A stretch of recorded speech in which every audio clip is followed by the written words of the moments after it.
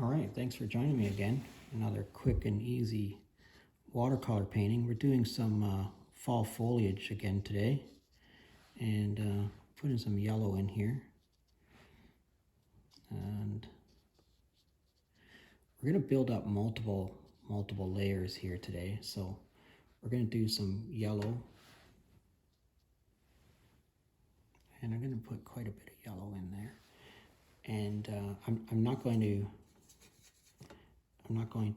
clean my brush out. I'm just going to pick up some red here with the yellow still on the brush. And I'm making these sort of squiggly lines.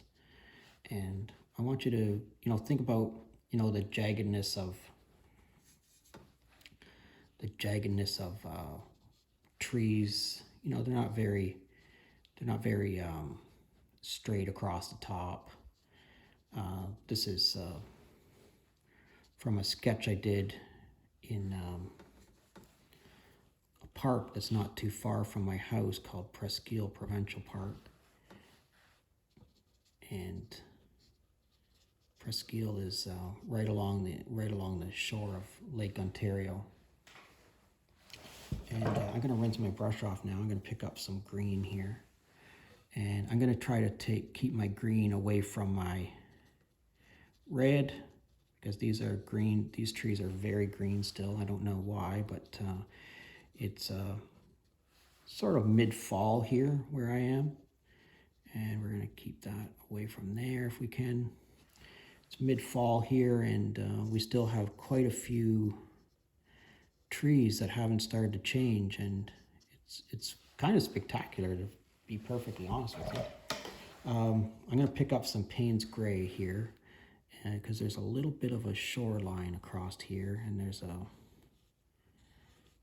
let's see how I'm keeping my brush sort of moving, very jaggedly like that. I'm trying to not make too dark a line. I'm not trying to make too straight of a line, just sort of trying to keep it moving. Okay, and then there's we're gonna have to let this dry, but I'm gonna take some blue here. You notice I didn't put any color in the sky, and that's purposeful. I'm going to just sort of keep this very jagged, but yet moving. Try to paint in a little bit of water here, but don't want to make it very bright at this point. Just let that all sort of flow together. I'm going to pick up some Payne's gray, put a little bit more pigment in that. And I'm going to make a couple of pine trees over here. Now, you don't want to have too much pigment on your brush to do this. And I'm going to just allude to where these pine trees were quite a ways back. So I'm not painting them in solid. They were a long ways back, so they're very minimalistic. Put another one in here. Again, I'm just touching it to create, stippling effect, as in pointillism, okay? So we're not really trying to paint the whole tree in. And this here has started to dry up pretty good, so I'm gonna actually put another layer on here, just like that. I'm gonna add a few rocks and things along the shoreline here, just by adding some dots to the page. Now we're gonna let this dry up because we need to put another layer on top of this. So come right back. Okay, so I let that dry for probably like about 5 minutes or so. And I'm gonna put in a little bit of this sienna now, because a lot of the undergrowth is dead, and it's this very sort of muted brown color. we're just going to put in a little bit of this. You know, it's your painting, so wherever it is that you think you might need some of this, sort of a nice golden brownish kind of color. I'm going to pick up a little bit more pigment.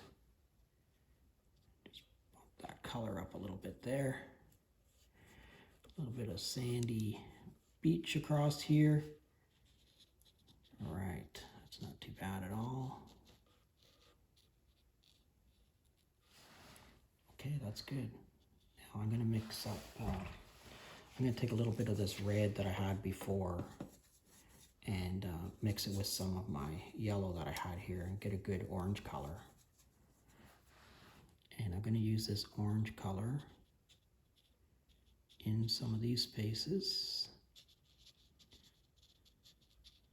Fill in some of those white spaces with some of that orange. Give it a little bit of a dappling effect in some places. Stippling.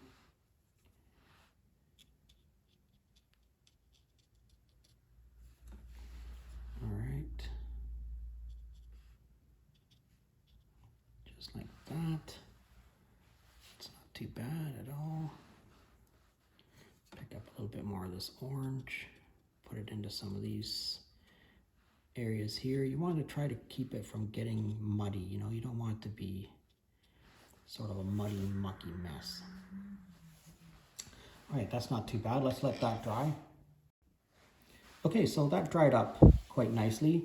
I'm going to see if I can perhaps put in a few just indications of branches where a branch may be,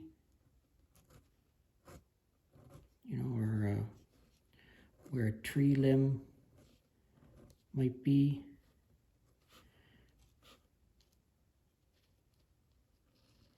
Again, I'm trying to keep my line a little bit sketchy today. I'm trying to make it so that the,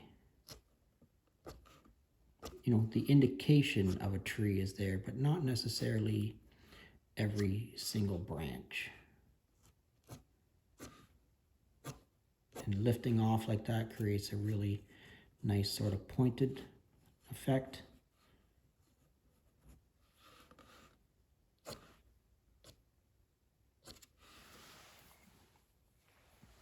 All right, that's all right.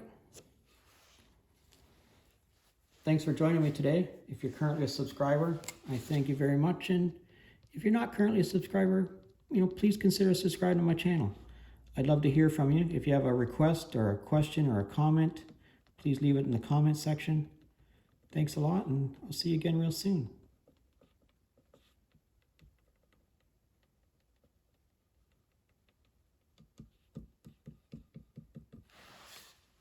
Okay, bye now.